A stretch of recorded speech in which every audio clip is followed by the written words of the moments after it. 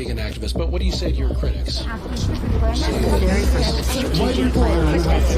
Again, you're being an activist. I am not. That's not appropriate, sir. Who are you with? What's your name?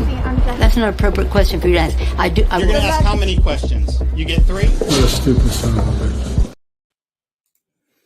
Good morning, Liberty lovers, Liberty curious, and anyone else tuning in to Friendly Fire. First up, I want to let you know this is a pre-recorded episode. So just know that if you're in the comments, we will not be seeing them and we will not be answering them because it has been pre-recorded. With that, if you are watching, I want to especially thank you for tuning in so early. This show is dedicated to interviewing libertarian candidates and libertarian candidates only that are running for office. As the name suggests, candidates will be asked some tough questions, but as a fellow libertarian, I'm not here to make them look foolish or fail. I'm simply raising the bar for interviewing candidates as well as the expectation for candidates. The Libertarian Party is the third largest political party in the United States and the only viable option to compete with the big two. In this episode, I bring on Brian Peotter, who is the Libertarian candidate for U.S. Senate in Colorado. With that, let's bring Brian in. Brian, how are you? Hello. Good morning, everybody. Yep. Or as we would say to each other, good evening, since this is being pre-recorded, but it's too funny. So first and foremost, thank you very much for your patience, sir. Because like I'd mentioned this at the end of my last episode that I had made a failed mistake because, or a fatal, I don't want to say a fatal mistake, but a very serious mistake twice, not once, but twice, where I had communicated with you and said, all right, let's go ahead and pre-record. And the first time I just didn't show up. And the second time I think I also just didn't show up and also didn't send a link either. So I had to beg for forgiveness, and I'm very appreciative of you being so patient. So, but we made it. We're here. So let's get right in. Let's talk. Let's talk. Who is Brian Peotter? And by the way, when I first saw your name, I thought I was just sure that the E was going to be silent. And so I was actually saying Brian Potter. And then turns out when I watched the other video of you that is not the case. But tell us who Brian Peotter is, and what got you into running for Senate.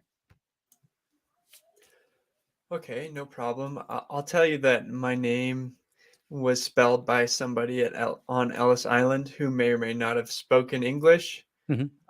and hearing it from a German immigrant that may or not have been pronouncing his name very well. So who knows what my name was before that day? Huh. Uh, that's the way it's been spelled ever since. And Wow.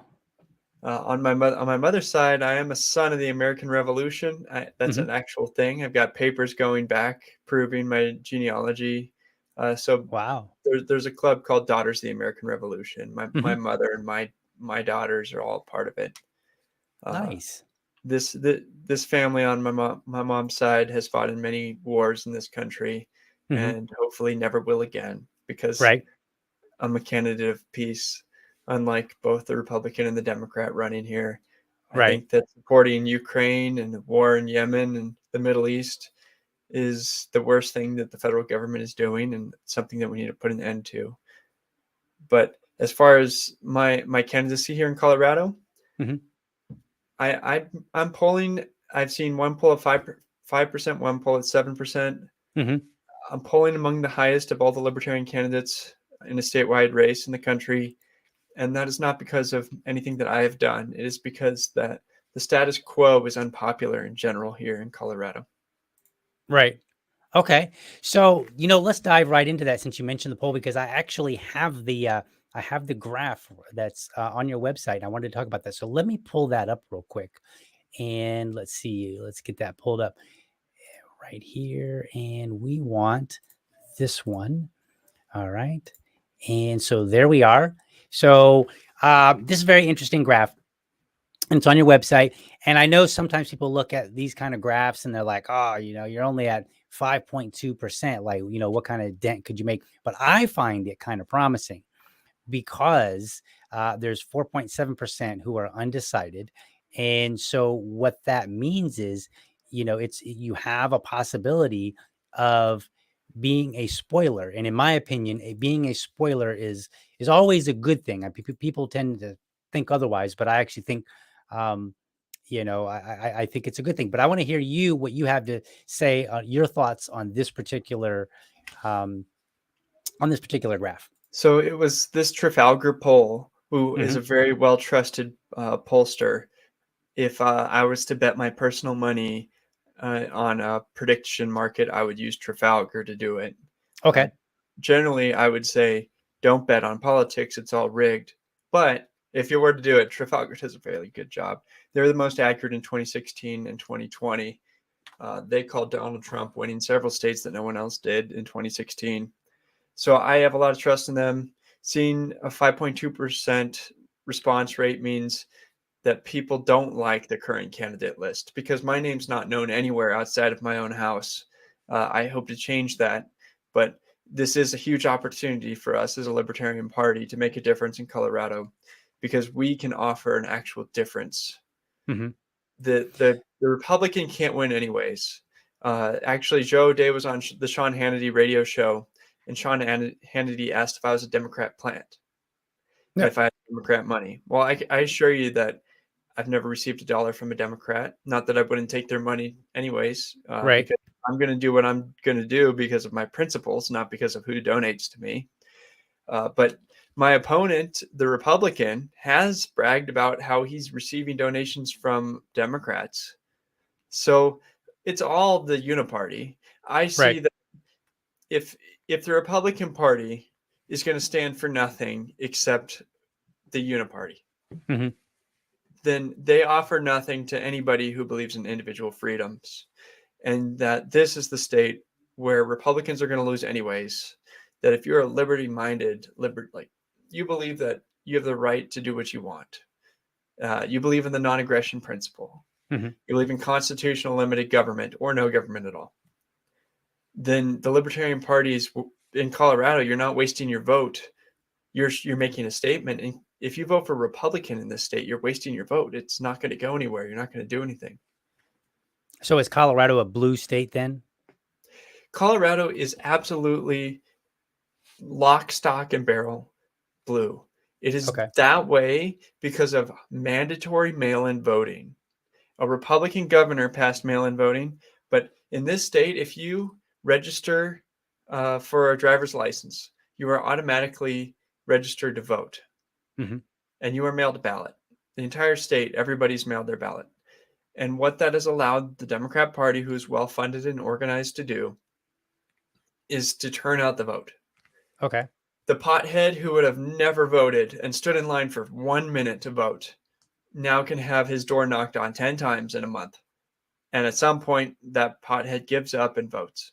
Not that I've got anything against pot, but that Democrat voter, disaffected, uneducated, doesn't care at all, has a Democrat operative visit his address multiple times across a month to the point where it's, okay, tell me how to fill this out. Give me your ballot. Turn it in. And because of that operation, it's an undefeatable organization here in this state. I'm a firm believer that if there wasn't mandatory mail-in voting, that this would not be a blue state. Okay. So let me ask then, because it kind of, so some of the language that you're using kind of sounds like these aren't legitimate voters, but it sounds to me like if somebody comes to your house and you're an eligible voter and all they need to do is just show up a bunch of times to kind of quote make the sale, if you will. Um, isn't that still legitimate? Because isn't that what we might do? We might go to someone's residence, or how would that be different, I guess? I'm not saying it's illegal. That's all completely Oh, legal no, under I'm the not. current That's not my system. claim. Right. So they're legitimate in the sense that it's a legal thing that they're doing. Mm-hmm. But what I think is bad for the country is when uneducated people are basically voted for by pressure and organization and money, and that's about it. Okay. If you aren't willing to wait in line for 10 minutes, first of all, you should have a stake in this country. You should earn a right to vote. Mm-hmm. I'm not certain that an 18-year-old who hasn't left his house and lives with his parents has earned a right to vote, but I'm willing to forego the bad things government could do with any kind of test to require you to vote or some Mm-hmm. kind of property requirement, because government will use that for their own power as well. So let's just agree that 18 is fine and everybody Mm-hmm. has a right to vote. At the very minimum, you should be willing to show up on a certain day to vote in person. And if you aren't willing to drive 1 mile and wait for 10 minutes to vote, that's such a low bar. If you're not willing to do that, I'd prefer you don't vote. Okay. Because if you don't care about the country enough to do that, then perhaps we don't want you making decisions on who represents this country. Gotcha. So let me ask you then, following that, what is your and I'm going to try to think of how I want to phrase this question, okay? Because you've got, so you're obviously going to want to get as many Democrats, as many Republicans, as many other, and any of the undecided as well to come and vote for you, right? And then obviously libertarians. But let's talk about outside of the Libertarian Party. So when you're saying that there are a number of voters who you might prefer they not vote if they're not going to put in the effort to at least be somewhat educated or at least kind of put some level of investment into voting. So that, I can kind of see those people saying, well, I don't want to vote for him if he just said don't vote. So they might vote for somebody else. So how do you pick up enough voters from all four of these other categories to at least be a spoiler, if not, rise up and take a win? What's your message for those? Well, In my case, in this election, Mhm. I'm not going to go after hardline Democrats. I Mhm. believe that their votes have already been decided. And then, as far as establishment Republicans who are going to vote Republican without looking anything up, just press the R. I'm not going after their votes either. I'm mainly targeting people who are upset based on principle with the current options, mainly Joe O'Dea. He's the Republican candidate. Okay. Joe is a socially liberal and fiscally not much different than Bennett. He might say he cut some taxes, but get him to say, Social Security is bad or the Department of Education is bad. It appears that his principles are whatever the polling says I should do, I will do. And so I'm going to target the traditional, like someone who might call themselves a social conservative and a fiscal conservative who believes in limited government, who believes the Department of Education should be taken away, and is completely unhappy with the status quo. Are there many like that? A solid number. I hope I can get 30% of the vote in Colorado. Wow. Okay. That would be amazing, I think. And I think I'm nearly at 10% now with undecideds as a possible. All I need to do is get my name out there and get my message out there. Okay. And so your message is just like, look, if you're disenfranchised with the Department of Education and we want to get rid of it, you're socially conservative and you're you're fiscally conservative. I'm your guy and I'm on principle, right? Am I summarizing pretty fairly well? Yes, you're summarizing fairly well. I am the only pro-life candidate on the ballot. I believe that the non-aggression principle transfers over to a child inside the womb as well. Hmm. And as a libertarian, I don't have any conflict there. Uh, both of my opponents are pro-choice and for Okay. abortion, which implies up until birth. So I think there are things that we can do from the libertarian side to decrease the number of abortions in this country and Hmm. and increase the likelihood a child stays with a family. Hmm. But even if not, there are certain things that really ruin families in this country in terms of abortion law and family law that can be improved as well. Okay. So actually, you're touching upon two issues that are on your website: abortion and I think it was adoption. It was on. I don't have your website up Yes. at the moment, but Yep. adoption, which is one avenue. So if I understand correctly, it seems like the Democrat Party is kind of mobilizing to tap into voters who may not otherwise be willing to come out and vote, but are at least sympathetic to the Democrat Party. So does that mean that the social vibe in Colorado is more liberal? Like is that because you're talking about, reaching out to more socially conservative voters, and you've got two, you just described both, you described the Republican guys socially liberal. I assume the Democrat runner is as well. They're both pro-choice.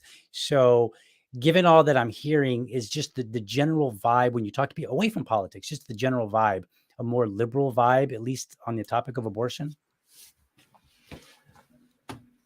It comes down to just a few cities in this state Hmm. that swing the entire state and are responsible for it being blue and giving Michael Bennett his last victory. That is Denver, Colorado, Boulder, Colorado, and Fort Collins.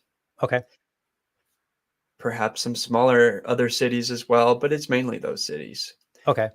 And if you drive outside of those cities just 5-10 miles, you'll find rural, socially conservative Americans.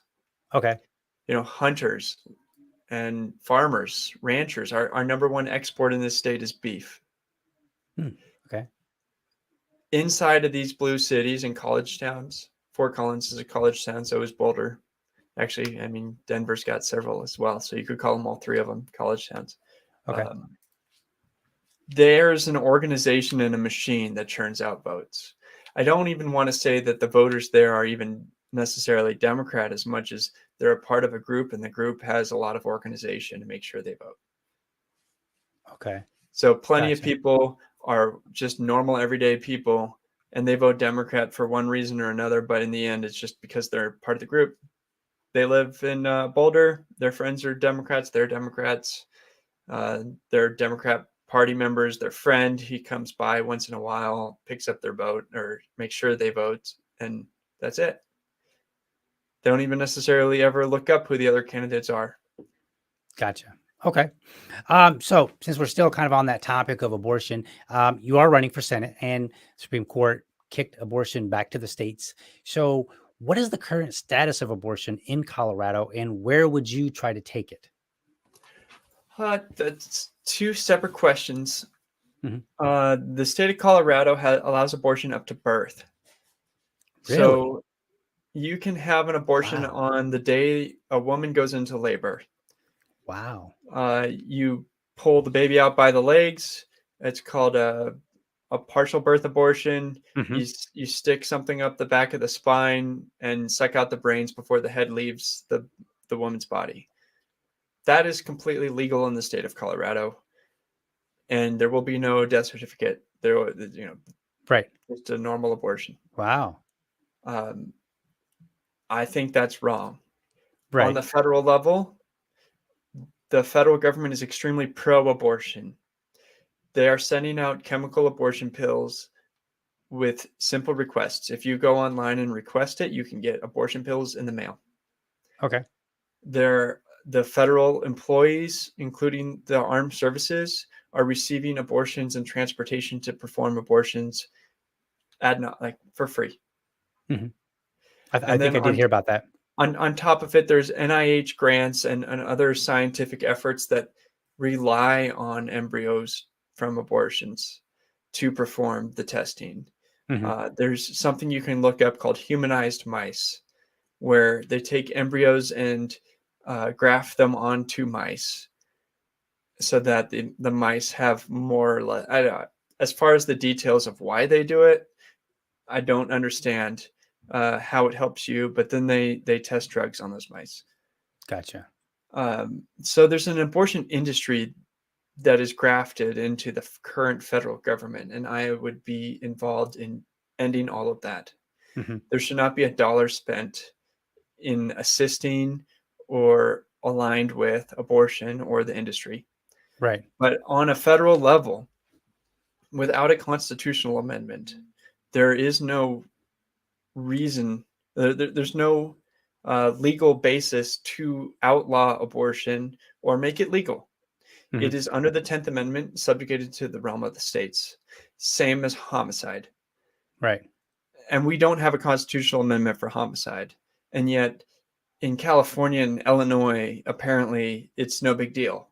And you can be in New York City, you can just walk around on the streets if you're a murderer. So we already have a disparity between the states on something as bad as the different degrees of murder and how we treat those criminals. And if I was the U.S. Senator, I would hold that it should still be a state's right. Okay. At the same time, I would support any statewide efforts to change the way it is in Colorado. Okay. I Okay. would campaign on their behalf. Okay. So even though you are not pro-choice, even though Pro-life. you're pro-life at the point of conception, that's where I was trying to go. So at the point of conception, you still would prefer to defer to the state to deal with it, even though currently the state is doing what I would consider, a human rights disaster. I mean, Yes. that's all. I mean, I was not aware that partial birth abortion was permitted for up to that point at this, in Colorado. So Yes, and it people who take the view that birth is the line, Mhm. there's no other arbitrary line between birth and conception. Mhm. So there's no magical point in which fairy dust makes that person's life worth living and protecting. And so they are stuck in either I protect life at conception Mhm. or at birth. And I would say that even the most liberal people know that that's fairly evil to do it on the day that a baby would be born. Right. Uh, but their justification leads them to that conclusion. Sure. So would you, and I know this is not really in your purview because you're running for U.S. Senate, which is a federal position, but just in terms of at least vocal support, if Colorado were to dial it back, even some, maybe not all the way, would you support that, or would you say nope, I want it all? Uh, Always be careful that bills usually have other riders that go along with things. Hmm. So if it was a clear bill that said we set it at 20 weeks and there's not another 950 pages, Sure. then I'm all for taking a step in the right direction. Okay. I want it all, but I'm working towards that. I would take what people could give me, but I wouldn't waste money and time with halfway measures just because your case is strongest based on life beginning at conception. Hmm. And if you go into the gray areas with your time and money, you're also going to get less support from people who can help make it happen. Your Right. campaign's going to be less effective because people care less. You tried to compromise in the Hmm. first place. And so Right. you're also going to get compromise support. So it's better to make the strong argument for all of it Hmm. and enlist support, time and money on that behalf in that direction. Don't waste your time on these half measures. Not that I wouldn't take them, but it's I don't see them to be effective. Okay, that's fair. Let's shift to another topic from your website. Regarding the federal mandates and emergency powers, you said this quote: "All Americans must have freedom of movement and person, and if you disagree, please consider moving to Canada." End quote. So I want to ask you, how does the suggestion that someone leave the country inspire people to vote for a libertarian candidate? Like even beyond the people that are being courted right now, just other people that are looking and you know they might say, "Well, I don't know if I really want to vote for somebody that seems to be saying that." Or does it? Maybe I'm wrong. You know what the problem is with standing in the middle of a road? You're going to get hit. There's a very important issue in front of us being vaccine mandates, Mhm. lockdowns. Pick a side. The right side is that the government does not have the right to enforce your your lockdown or your mandate, whether that's a mask mandate or a vaccine mandate to get a job. Mhm. There should be no middle ground on this issue. Okay. So for those who think that there is, they're equivalent to the authoritarian. And so I would like to get it out of the way up front. You want to know where I stand, and this is where I stand. Okay.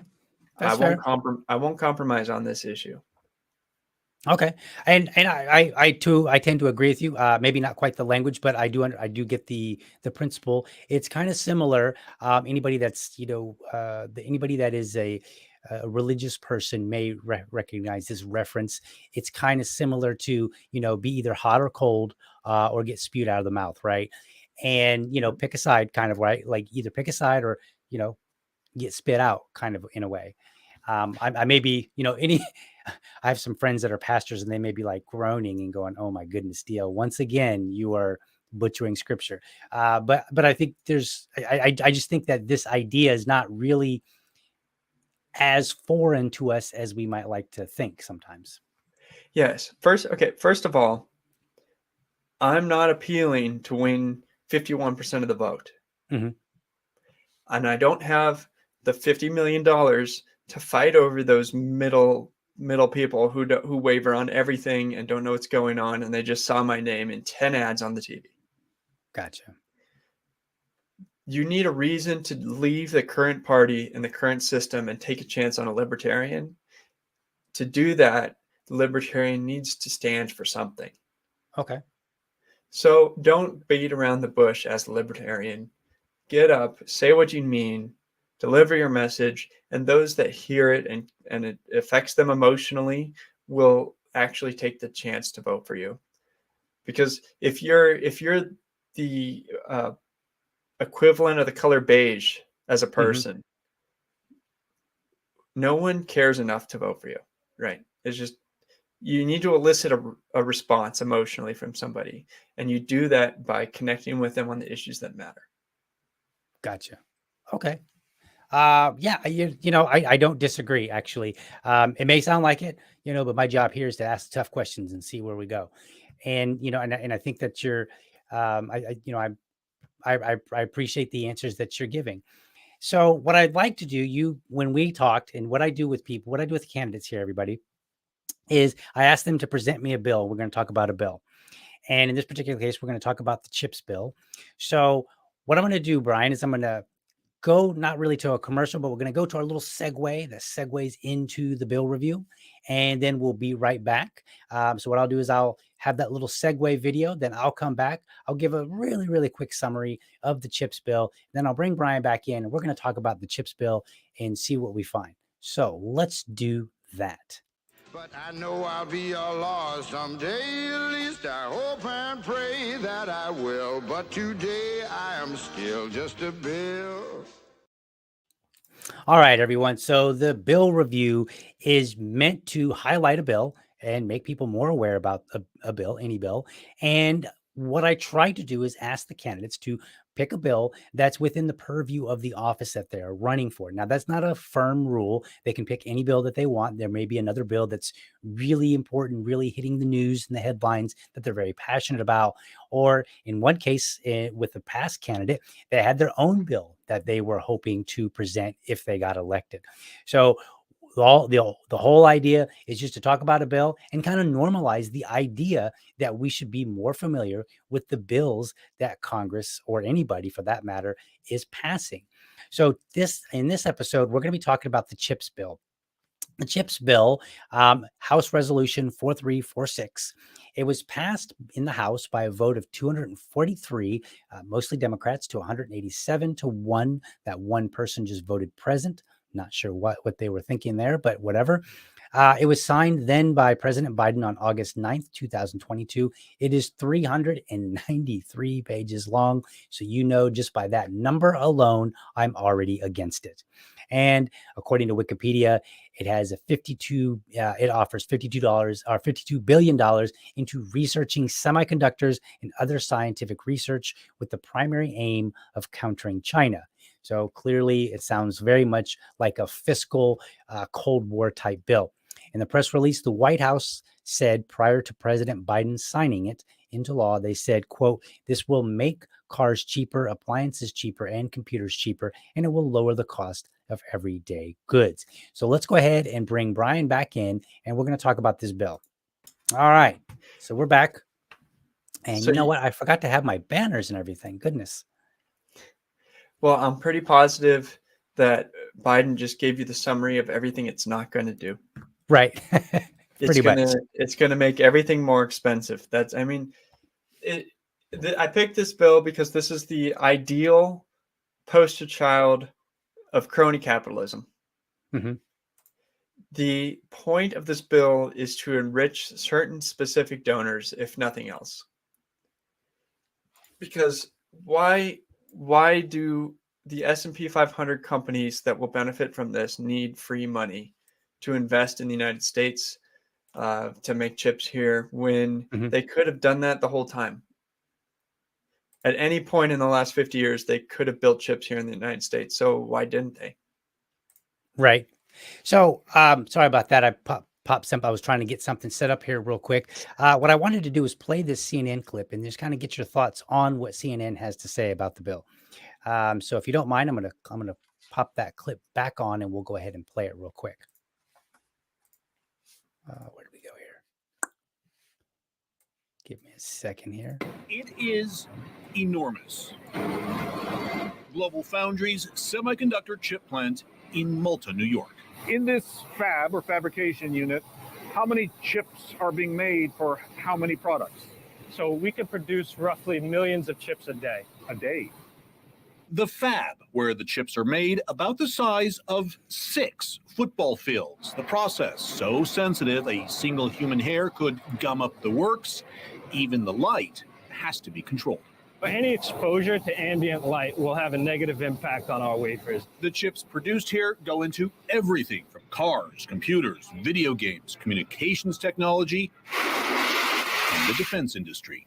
We're at $500 billion right now, our semiconductor industry. Conservative estimates, by 2030, we're going to be at $1 trillion.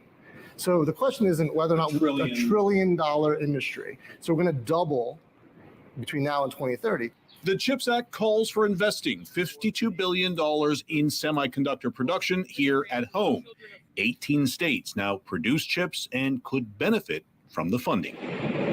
Global Foundries started producing chips here in 2012. New York State kicked in $2 billion, helping the company secure another $13 billion to build a plant, today employing 3,000 employees with a median salary, says the company, of $90,000. At just this one plant, the expected effect of the CHIPS Act funding. We intend to double capacity, right, in partnership with the federal government, with the state government. Doubling capacity, adding up to 1,000 more jobs, many of them high-paying, all of it a boom to the area. In the last decade, how has the economy here changed? It's just grown. Leaps and bounds, booming. It almost seems that it's sort of a bubble. And the dividends are felt like a ripple effect throughout all the shops and all the restaurants and all the taverns. Some conservatives and progressives argue government should not be in the business of subsidizing private industry. The industry says a little bit of public financing goes a long way. And the proof's in the pudding. Look at this facility we have, the number of jobs, the taxpayer return, 2, 3, 4x with the state.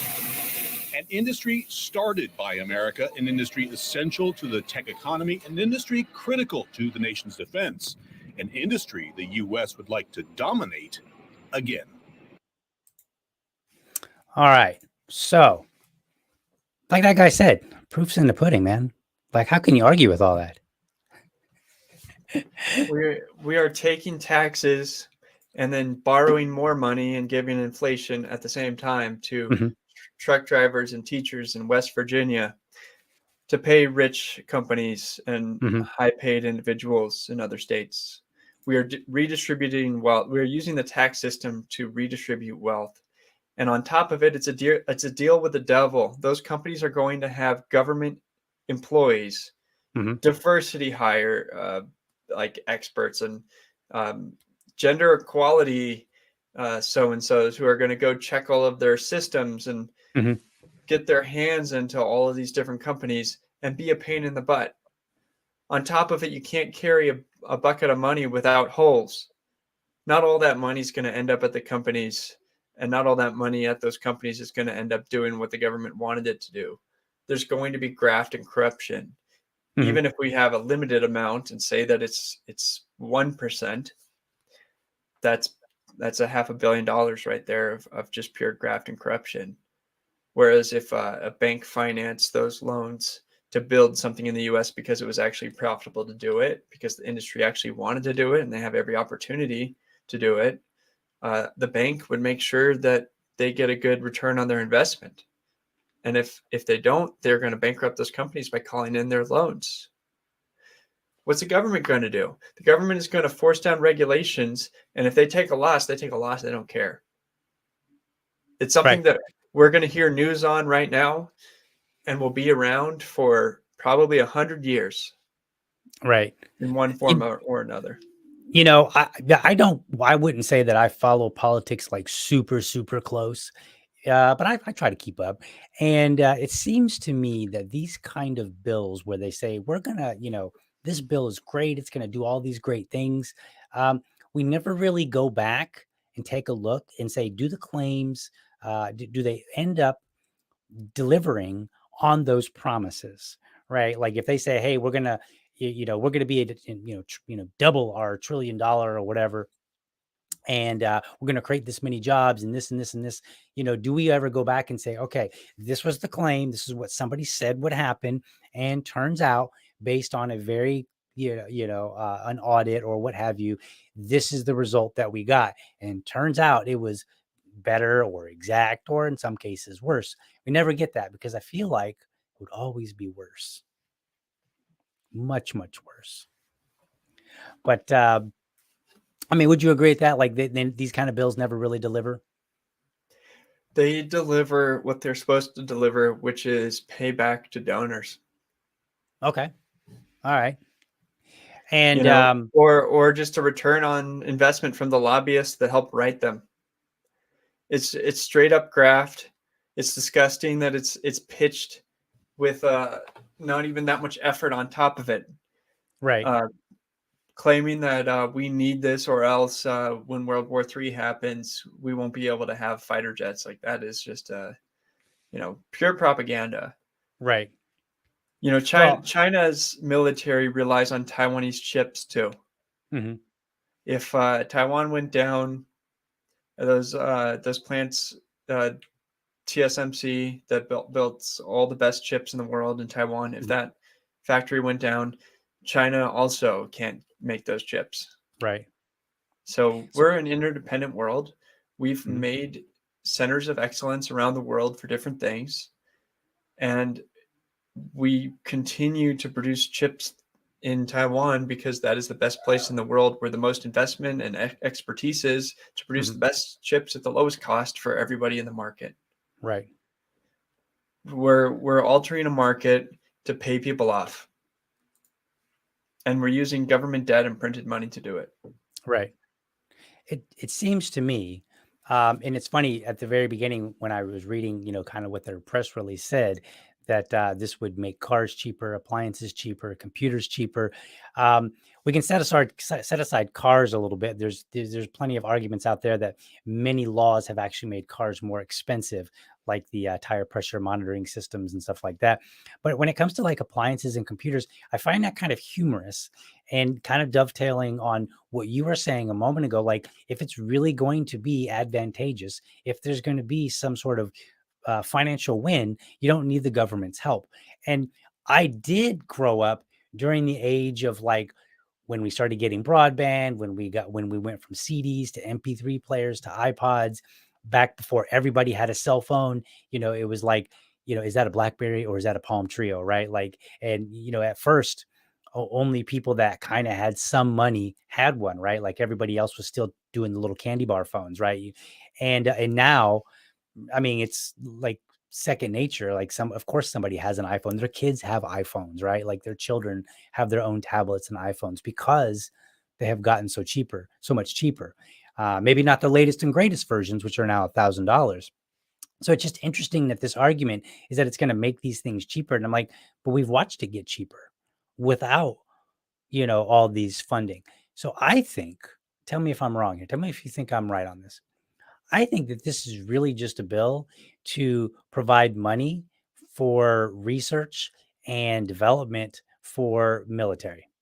I think that's what this ends up really being.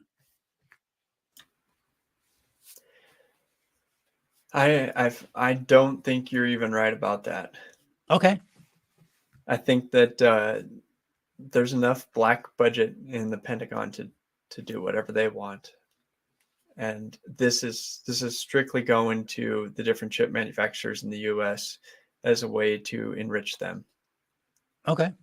All right. And would you propose legislation? That is a huge topic, though. How much completely unauditable black dark money the Pentagon has to spend on whatever they want to spend money on. And if they lose $1 billion here or $1 billion there, no one will ever know. At least no one in the public and their representatives who are supposed to have oversight over that money. So is that something that you would bring to the attention of voters or the American public? I would absolutely push to audit the Pentagon.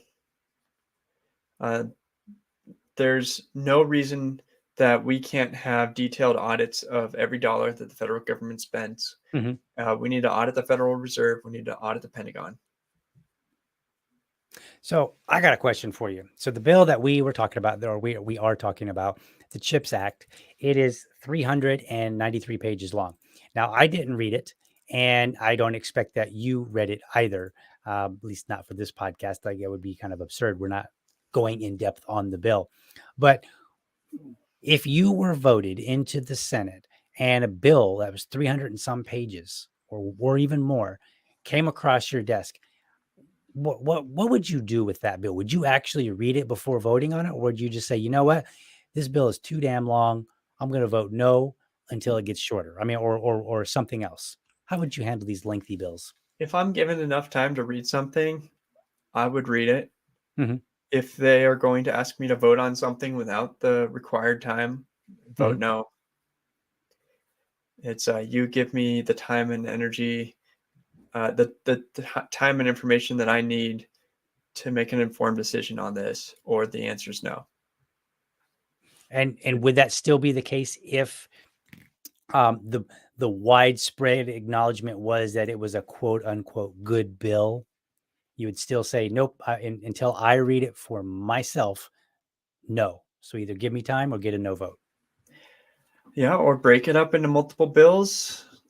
You need to pass something today. Tell me which portion of this bill you want to break it up into, and we could look at that. But usually they package things to hide stuff that would not pass on its own. Mhm. And one thing that should not pass on its own is enough of a poison pill for me to say that I won't vote on this at all. If Okay. it really matters that the rest of this is a good bill and you want it passed, well, let's take that portion out then. Why can't it come out? Oh, you need so and so's vote. Well, you can't have my vote. Mhm. So balance that with his vote or her vote. Gotcha. Okay, awesome. Well, I'm opposed to this bill, and hopefully the interview wasn't too terribly tough on you. I've been trying to step it up a little bit, but not go over the top. And I'm finding that when I don't know people, that's a very difficult line to follow along.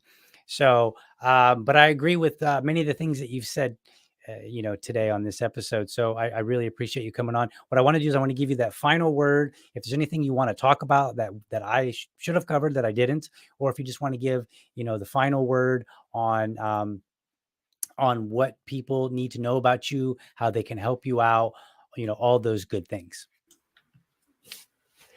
If you're in Colorado, contact me. Go to my website. It's peotter.com, spelled the same as my name. Sign up and get your contact information in there. I'd be happy to use you if you're willing to support me or call people on my behalf. I guess the same is true if you're outside of the state of Colorado. I'd be happy to put you to work on my campaign if you're willing to volunteer for me. And then if you could, I have a couple of advertisements that I just produced that I would like to fund advertising for. So every dollar should give you several views, and I'd like to see everybody in Colorado see my advertisements. So if you can give me time or money, I appreciate it. If you can't do that, at least text the people you know in Colorado and ask them to vote for me. And that every vote helps. Awesome. Stay on the line for just a second while I do my closing, and then we'll chit chat for just a second afterward. But I want to thank you, Brian, for coming on. Again, I want to thank you for being so patient with me through my few missteps that I had. And I think it was great having you on. Everybody, everything that we talked about, I'll put links in the show notes so you can go there if you want to go and check out any of the stuff. But I want to thank you for watching and hope you enjoyed the episode. Next week, I want you to tune in as I bring on Stephen Nikila, the current chair of the Libertarian Party of Florida. And but otherwise, you can find all the episodes, all the audio episodes on libertydad.com. You can find archived video episodes at youtube.libertydad.com. And you can also connect with me at Liberty Dad on Facebook, all one word, or Liberty Dad Pod on Twitter, or email me at libertydadpodcast@gmail.com. I'd love to hear from you. Remember, if you're a champion of liberty, your business is people and your product is liberty.